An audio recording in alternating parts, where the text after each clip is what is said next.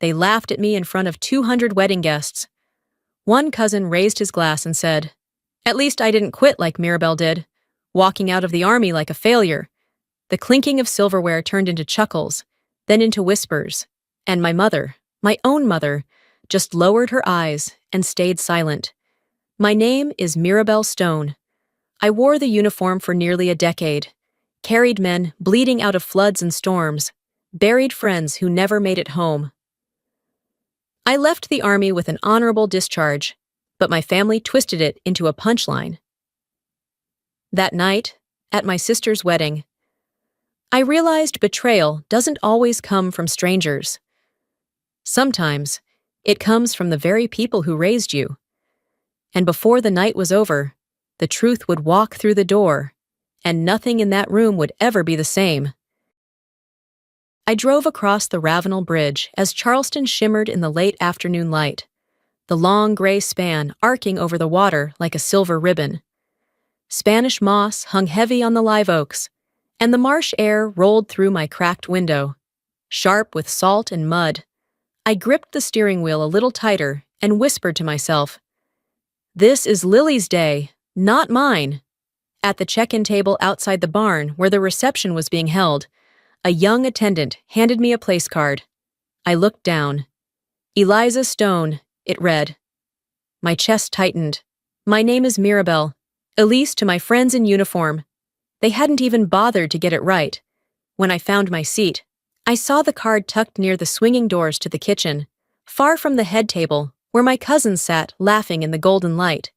As I slid into the chair, my mother leaned close, her perfume a mix of lilies and nerves. "You left the army halfway through." "Mirabelle," she murmured, "please don't draw attention tonight."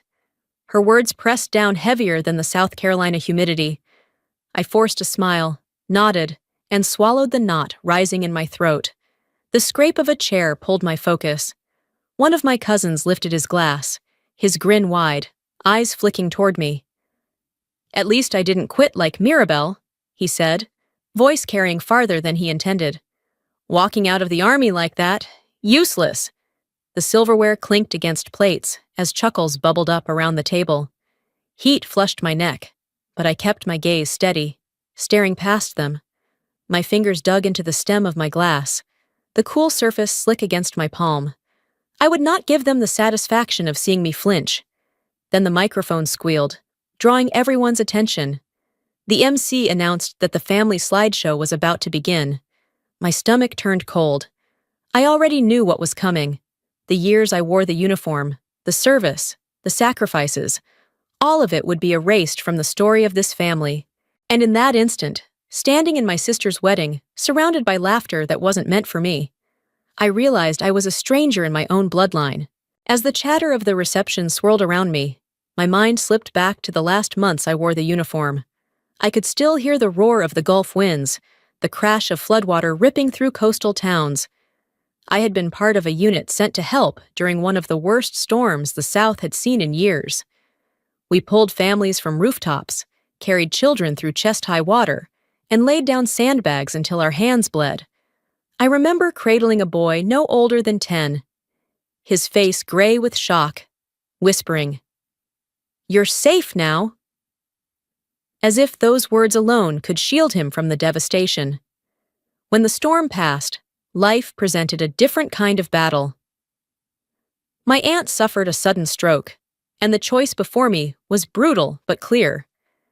I filed for an honorable discharge so I could return home and take care of her. I traded deployments for hospital visits, barracks for late-night ambulance calls as a community paramedic. The discipline never left me.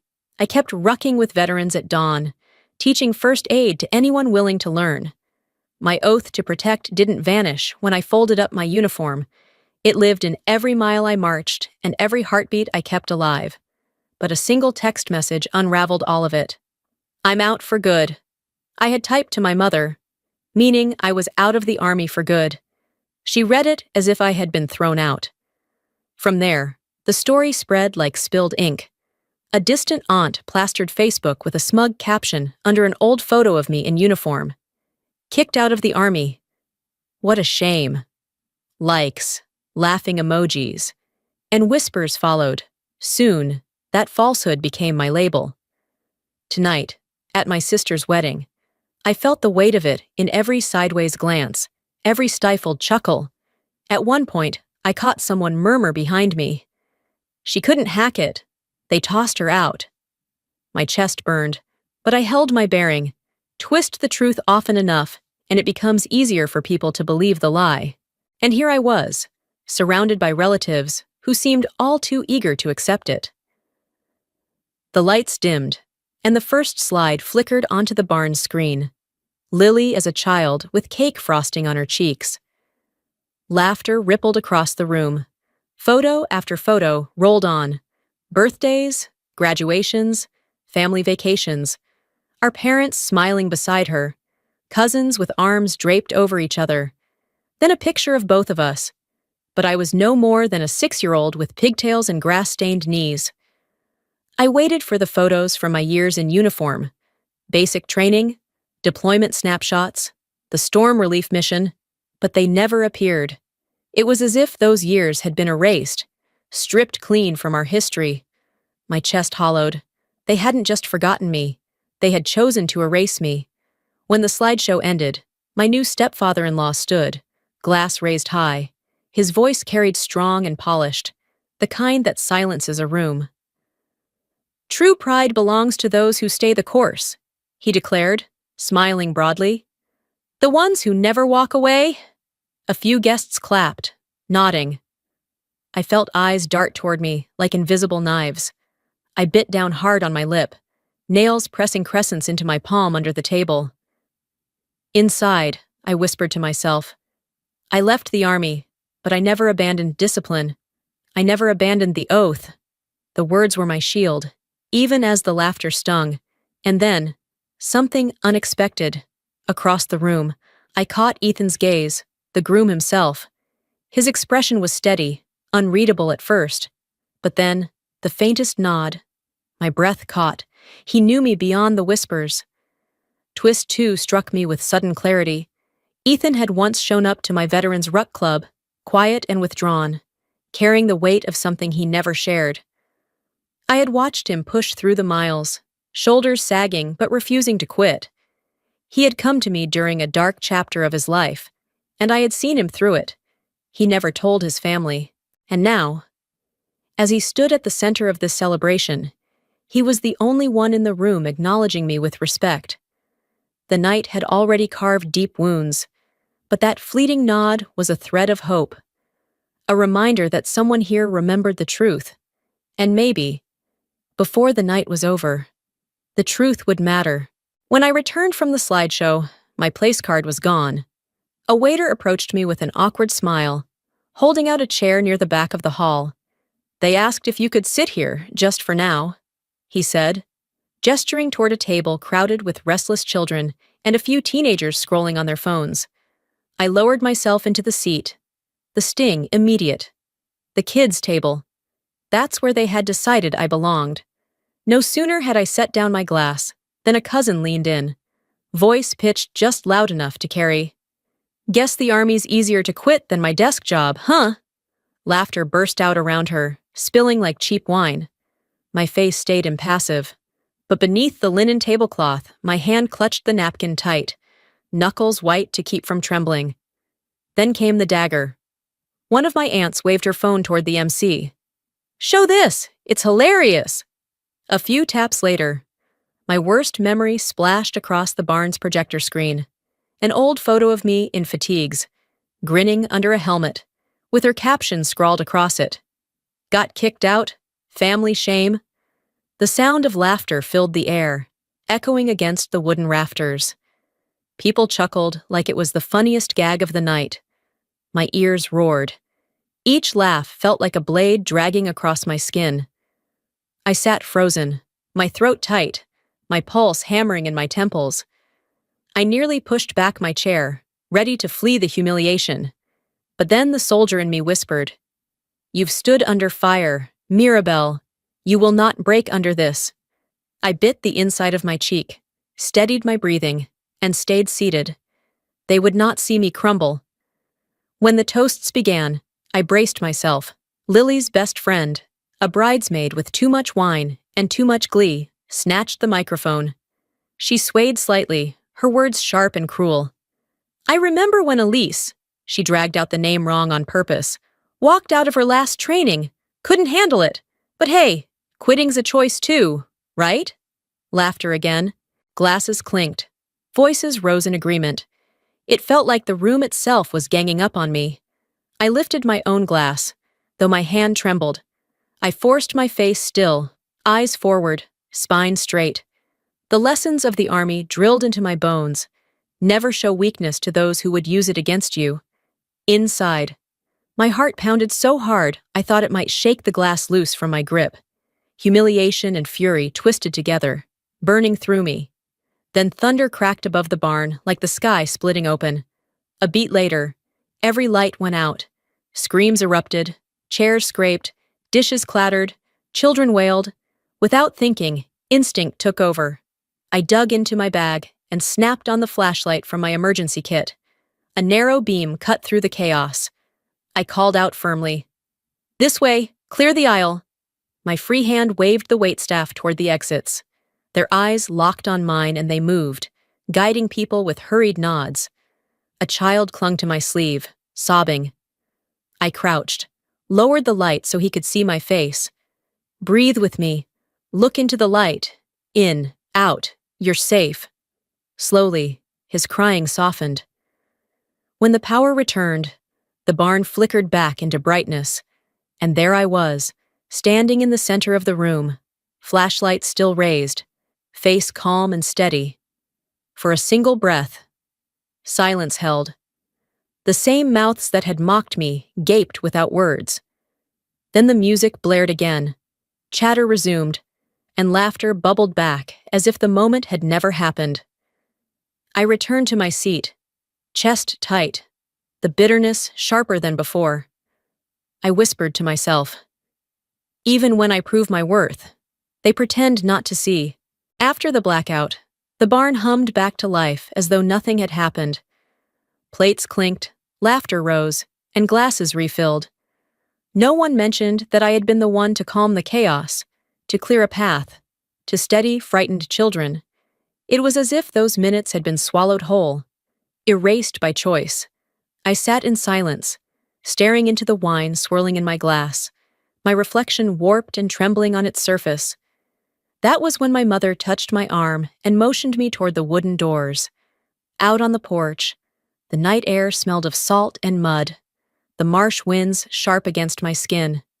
The golden light from the barn cast shadows over her face, but her eyes were clear, hard. She leaned close, her voice low and cutting. Elise, maybe you should leave early. Staying only makes things awkward for everyone. By morning, all of this will be forgotten. Her words cut deeper than any cousin's laugh. I searched her face, desperate for some sign of softness, some crack in the armor of her indifference. But she looked at me like a problem to be solved, not a daughter to be defended. The voice in my head screamed, even my mother would rather erase me than stand beside me.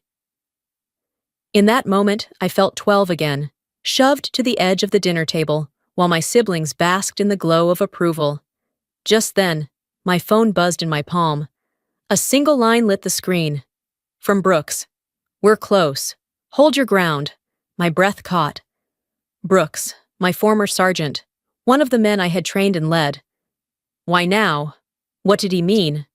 I couldn't piece it together, but the words pressed warmth into the hollow ache in my chest.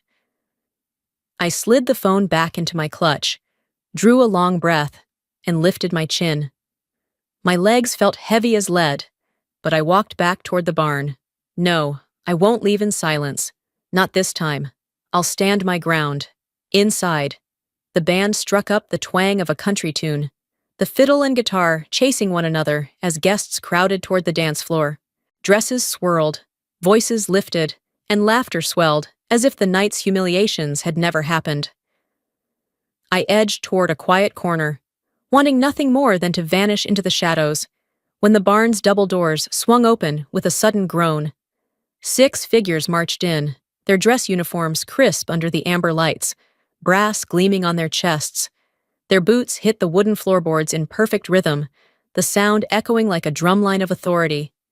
The chatter faltered, then fell silent. Forks hovered above plates. One guest whispered, "What's happening?" My breath froze. Leading the line was Brooks. His eyes locked on mine with a steady intensity, and then he gave a single, deliberate nod. The barn, alive with laughter only moments before, now throbbed with stunned quiet. I turned my head toward Ethan. The groom stood near the stage, and instead of confusion, his face was calm, resolute. Understanding struck me like a wave. Twist 6 revealed itself in his eyes. Ethan had reached out to them. He remembered the night he'd stumbled through my ruck club, fighting his private demons, and how I'd walked alongside him until he could breathe again. He had carried that secret, but tonight he chose to repay it. Gasps swept the room. A few relatives flushed crimson, eyes darting away. My mother's hands slackened. Her white handkerchief slipped from her grip and fell soundlessly to the floor. Brooks raised his hand, motioning for the music to stop. The instruments choked off mid-note. He turned to the MC and said firmly, "If I may, we need a few minutes." I sat frozen, my heart hammering in my ribs. Every eye in the barn clung to me, heavy with a tension no one yet understood. The air itself seemed to hold its breath. Waiting, Brooks took the microphone, his voice ringing clear and steady. "I apologize for the interruption," he said, every syllable commanding the room. "But we have something to say about her." His hand lifted, pointing straight at me. 100 faces swung in my direction, the weight of every eye pressing down. He stood tall, shoulders squared, and began. On the night of the Gulf Coast storm, when the water was black and rising fast, Elise pulled a young soldier out of a riptide and carried him to safety. She filed for an honorable discharge afterward, but she never left her oath. She never left her brothers and sisters. A second man stepped forward, unfolding a letter and holding it high. His voice trembled with conviction as he read, "On behalf of the Veterans Association, we recognize Mirabelle Stone for her ongoing commitment to training, to first aid, and to standing by those who served, even when she no longer wore the uniform." The 6 of them aligned in a straight row. Their boots clicked against the floorboards as they drew themselves to attention. In one fluid motion, they raised their right hands to their brows, sharp and solemn. The sound of chairs scraping echoed through the barn as guests instinctively stilled. A fork slipped from my aunt's hand, clattering against her plate, the noise startling in the silence. I sat frozen, breath caught in my throat, my eyes burning hot. Words deserted me. All I could do was grip the edge of my chair as tears welled and blurred my vision. Then, Ethan stepped out from the crowd, his tuxedo sharp under the lights, his face calm and resolute. He reached into his pocket and drew out a challenge coin, the metal glinting as he pressed it into my palm.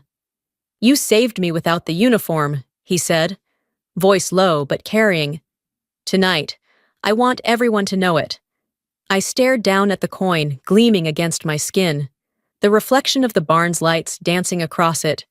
My chest ached, my heart pounding as if it might break. Brooks wasn't finished. He lifted a small wooden box and opened it. Inside lay a folded flag, edges crisp from careful hands. He stepped forward and placed it in my arms. "Leaving isn't losing," he said. "This is to remind you of that." The room erupted, not with applause, not with cheers, but with stunned silence so absolute it roared in my ears. No one laughed, no one smirked. For the first time all night, not a soul dared to mock me. My heart pounded as I rose to my feet, but my voice came out calm, steady. "There are a few things I need to set straight." Every head turned, the silence heavy, charged with expectation. From my clutch, I drew a plastic sleeve and slid out the papers inside. The crisp document caught the light as I held it up. "This is my DD-214, proof of an honorable discharge. I was not kicked out. I chose to leave so I could care for a family member and continue serving my community. That is the truth. I turned toward the aunt, whose phone had projected my humiliation earlier. That Facebook post, where did you get your information? Her face blanched as the attention shifted to her. She stammered, voice shrinking. I heard it from your mother. I just added a little for fun. A ripple of whispers spread through the barn. My mother lowered her head, refusing to meet my eyes. The silence around her louder than any denial. I steadied my breath, keeping my words measured. The honor of someone who served isn't a joke for likes and comments, especially not when that person wore the uniform for this country. I set the microphone back on the stand. My back was straight, my steps unhurried as I returned to my chair. The silence pressed in, thick and undeniable. Out of the corner of my eye, I caught a few guests nodding with quiet respect. Those who had laughed earlier now stared at their plates, their cheeks flushed with shame. As the evening wound down and the last songs faded, Lily found me near the back of the barn. Her eyes were rimmed red, her voice soft and trembling as she wrapped her arms around me. "I'm sorry," she whispered. "Sorry I let them treat you that way. I should have stood up for you." I brushed a tear from her cheek and gave her a small smile. "Keep your marriage rooted in truth and respect," I told her. "Don't repeat the mistakes our family made." Her chin dipped in a silent promise, and I hugged her once more before stepping away. The next morning, the city still slept under a veil of mist. I drove across the Ravenel Bridge, the silver light spilling over the marsh, the salt air rushing in through my open window. My phone buzzed on the seat beside me. A message from Brooks lit the screen. "Friday we're running a first aid class for recruits and civilians. We want you to lead it." I exhaled, slow and steady, a smile spreading across my face. The uniform might stay folded in the closet, but dignity never did. With my back straight and my heart at peace, I drove on.